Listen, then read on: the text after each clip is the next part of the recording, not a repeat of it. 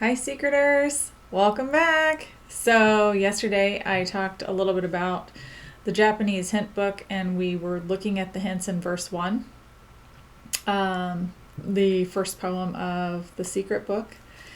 And we're figuring out some interesting things about that verse, especially for the hints from Byron when he stated the strongest tower of delight. When we look at that and we see why would he put that particular quote in this poem, what is its meaning? So you have the lead character in the book, which is Pierre and the Ambiguities. He's a Frenchman. He's living in New York City. He's from a wealthy aristocratic family, and they've gained all of their money by basically the slaughtering of indigenous people. It was termed Indians in the book because, we're not as foolish to call them Indians, right? It says so even in The Secret. So, what do we gather from that particular quote? Frenchman, living in New York, obviously, his family is super wealthy, and then he has some kind of incestual affair with a person that he thinks is a friend, but then ultimately winds up becoming like his sister. It was number 7 in the books of Herman Melville's publishing. The 7th book, he had a higher hope for this book after it literally came out the year after Moby Dick. He expected for it to be another great book, right? Just like Moby Dick, which Moby Dick took a little time to take off as well. So in Herman Melville's mind, he's on this high cloud. I'm finally making some money. I've written this book and it's getting all this acclaim. And so then he's like, and I'm going to do this one now. It's going to be kind of like this weird kind of psychological, incestual, wrought with strife kind of book to see how this is going to be perceived as well. Now am I free enough as a writer? I can just write about all the different kinds of eccentricities that are going on and the 1800s at that time, and can I talk about it and see how it's received? So I look at this and I think, okay, is Byron trying to tell us something about French? Is he trying to tell us something about New York? Is he trying to give a hint about the fact that it was the 7th novel in Melville's series? And we know that he brings Melville into a couple of other poems in the book as well. And so, what are we to infer from that for this particular verse? And I know a lot of people are probably losing their minds at me yesterday because I said, this verse is for supposedly the understood, verified city is Houston. But, could it be that we might have a couple of the poems mixed up? It's very possible. And so then I began to really look back on the actual verse itself and verse line by line. And it's ultra fascinating because when we think about these pictures that Palencar painted for the book and the gem that's associated with them, we kind of start beginning to see that there are double meanings in the paintings and in the gem. So when we read the first poem, Fortress North, cold as glass. So we pick up our dictionary like Byron says, right? Because y'all have done that. How many dictionaries do you own now? I probably have quite a few. But thanks to JSTOR.com, that also helps whenever you need to look up some things about the books. So Fortress North, he's telling us there is some kind of fortress to the north, right? And so we have to determine what is that fortress exactly. I mean, is it really a fort? Is it a fort that has been built by man for a company that's made it a fortress? Are we talking about IBM, who controlled the mainframe computer at that time, which, by the way, IBM has a very, very long and nasty history, as we've learned and will continue to learn in the Secret Book. What fortress is he indicating?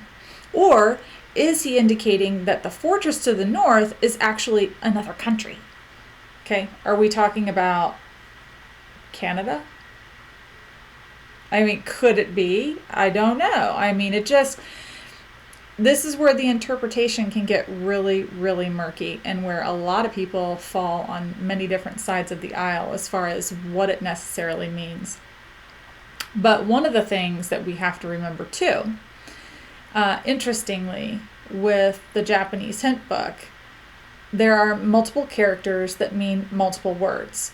So, and they have different multiple meanings.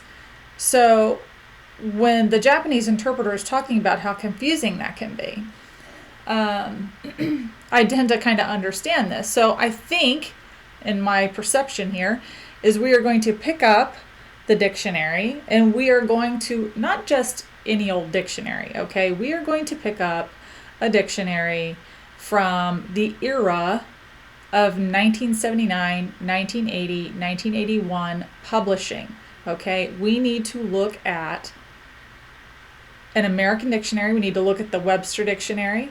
Webster before it became Merriam-Webster, right? When Noah Webster actually wrote the dictionary, because we could glean hints there.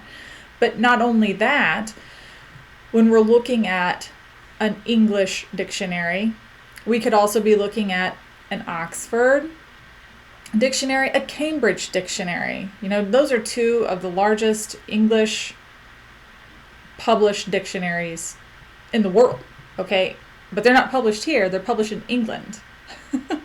So we have to really pay attention to the wording. So when we look at the next line, cold as glass, that is a phrase that could also mean water.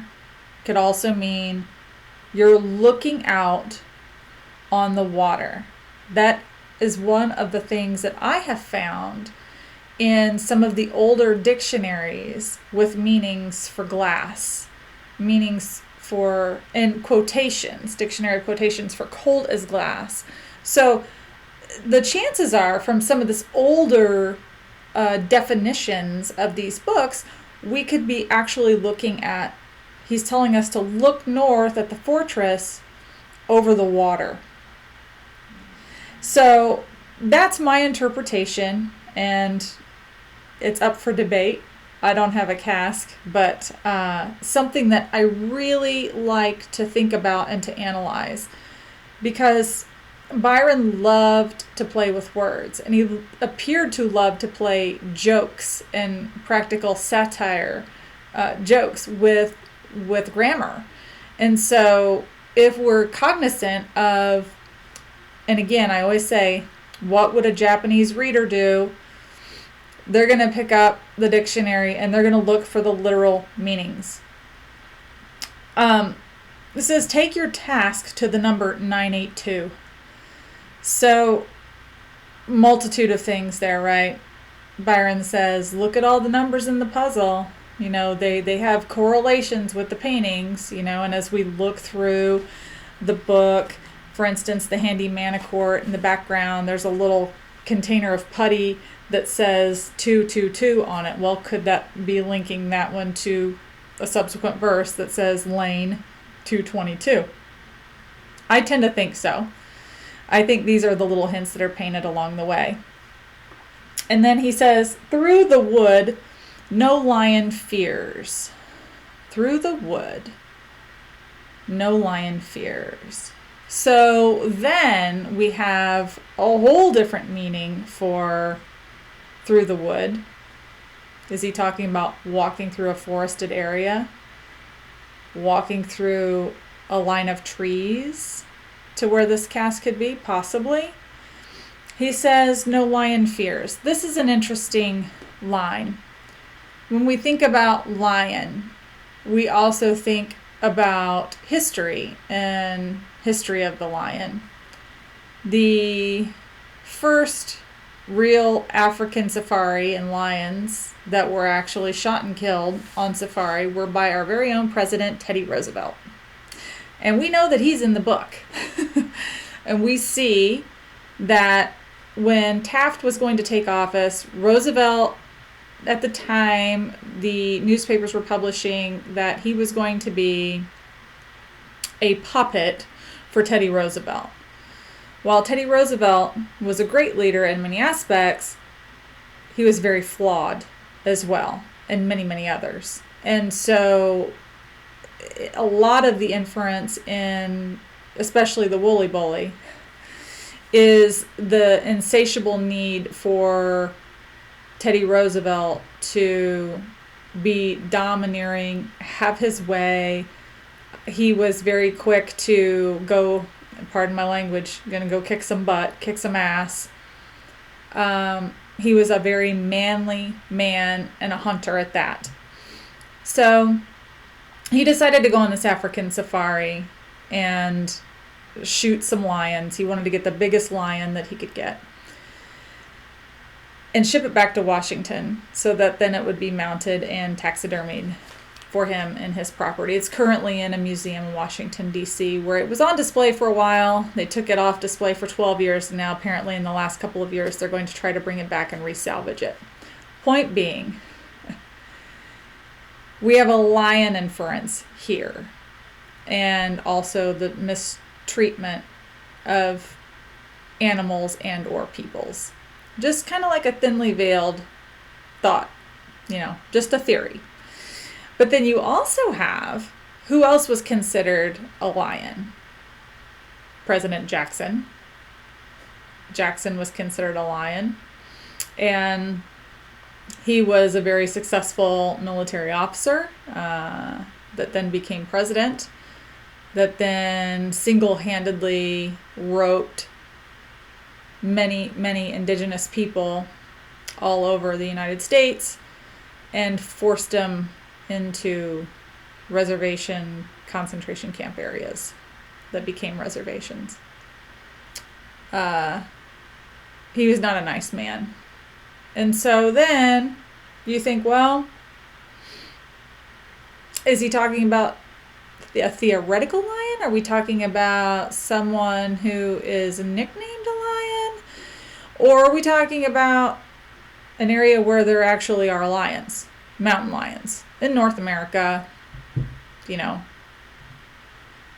anywhere around where there could be these types of lions? So lots of different things to think about there. We know that he says, in the sky, the water veers. So apparently in this park area, given the Japanese notes, we're probably essentially looking for also some type of very large or some sort of fountain that sticks out, right? He says small of scale. We'll talk about the small of scale model in Japan, and they talk about, it means if I'm talking about this pen, it's small of scale. So, maybe is there a art exhibit that is actually a sculpture that is, 15 foot by 35 foot high? Which scale are we talking about? So we have to think about that. We also say, it says here, you step across, perspective should not be lost. So are we stepping over a bridge? Are we crossing over a roadway to get to another portion of said park? What exactly are we stepping across, and why should we not lose perspective? The perspective must not be lost has to do with the story he's trying to infer here. And also to not lose heart, potentially, right? Don't get frustrated. Don't lose your perspective. You're almost there. That's the connotation. So,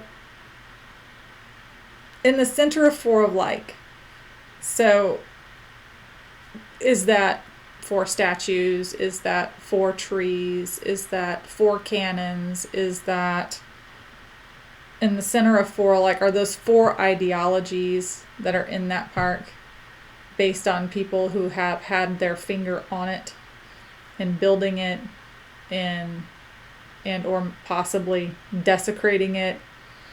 You know, what is the in the center of four like? Small, comma, split, comma. If you look up the word split, it has different meanings. In the Merriam-Webster dictionary, there is one definition where it talks about the splitting of an atom, really in reference to nuclear fusion. So if we think about, is he really telling us look for something small and split, something that has a crevice in it? Maybe. Is he trying to paint a broader picture of this park is around or has something to do with the crazy,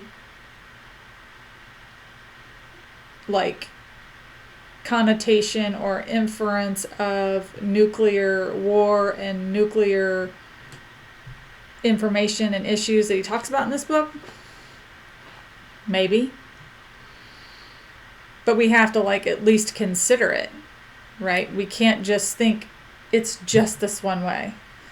We have to be able to have an open mind and think about what all the different meanings of these words actually could mean. Because a person visiting from Japan would look exactly at the definition and try to find the exact meaning.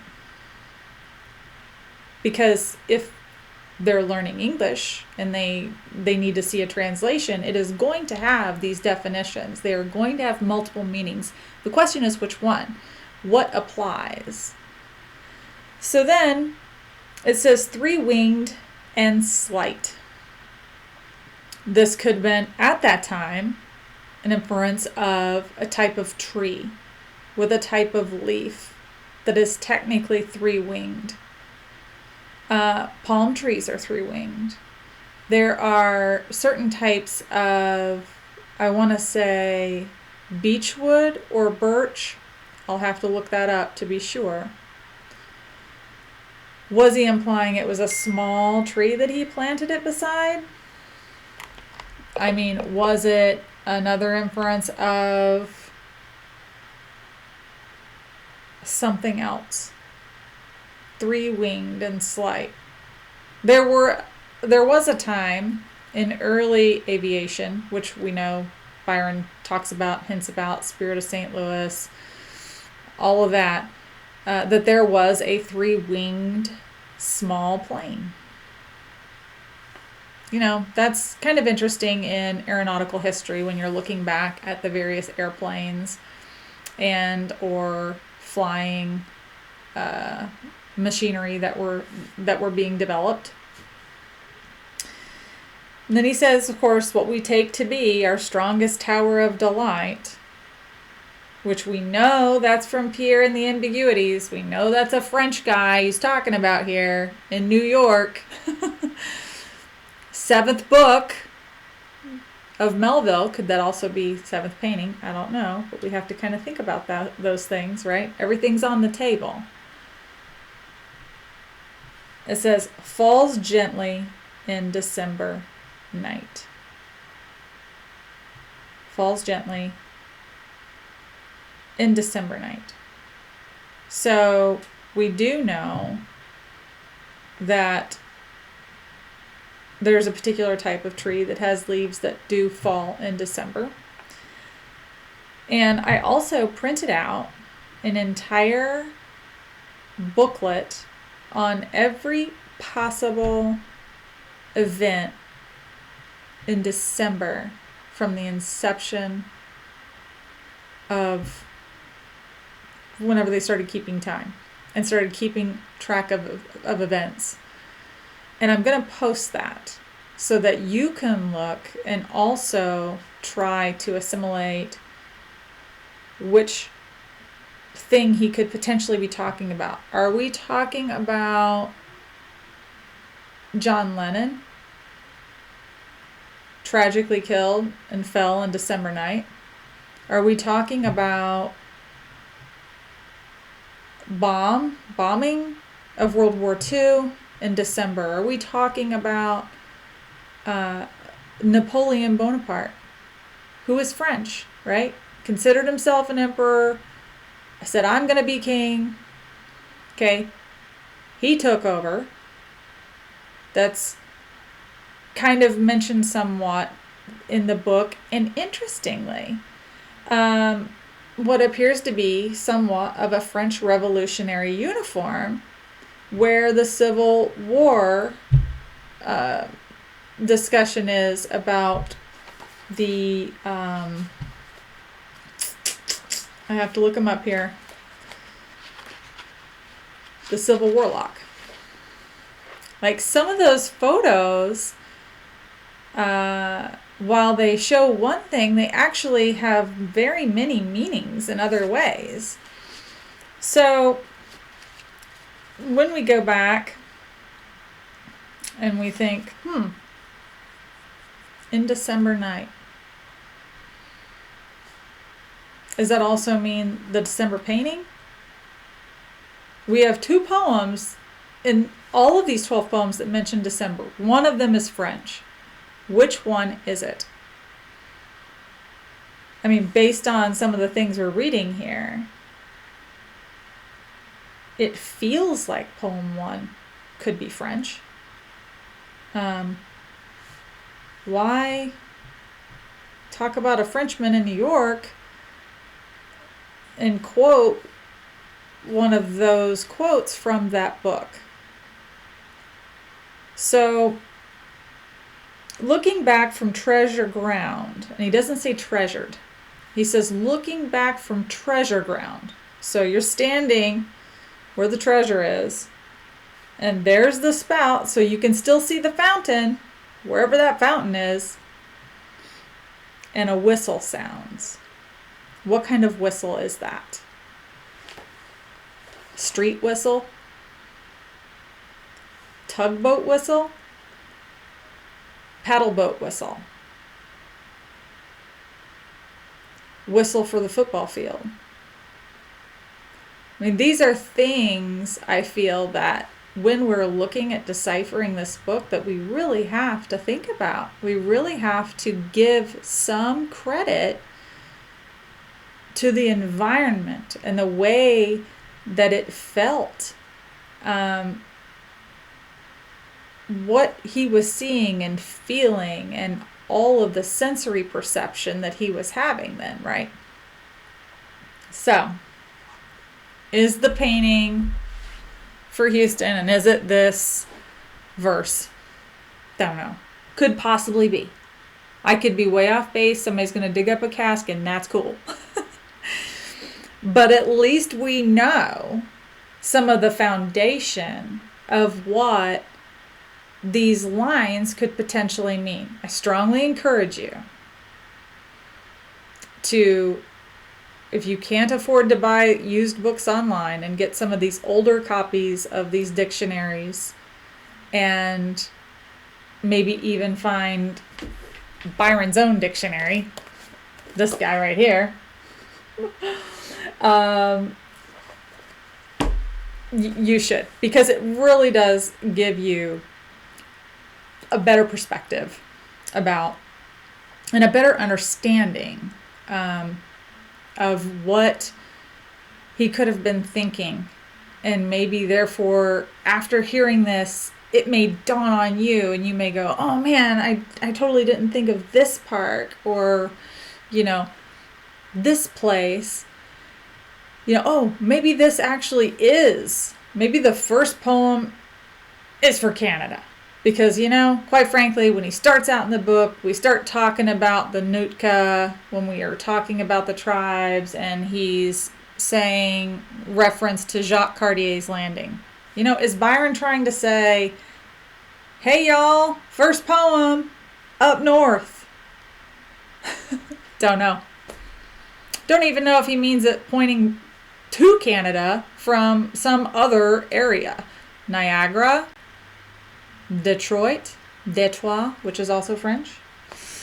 Milwaukee, also settled by the French, right? Then, but we also have St. Louis, Louisiana. We have some heavy French heritage around these parts too. There are many, many, many thoughts about French, the French connection. When we think about the Boston painting and we see that it was an English based painting with an Italian gem, we could potentially be in some other city, probably in Olmsted Park, but a different jewel connotation for the cask. So, I'm going to finish up verse 1 because I had to talk about it because I know some people are like, Karen, you're just totally crazy. You might be a crazy Karen, but wow, I didn't think of it like that. And that's the way I want you to think about these things. I want us to not follow the masses and just go by the presumed theories. I feel Byron would have wanted us to really know our grammar, really know our definitions, and world history and American history, both good and bad. So when you have the understanding of all of those things, that's what's going to lead us to the right place. And I believe it. It'll come eventually. So, tomorrow, verse 2, going to talk about that.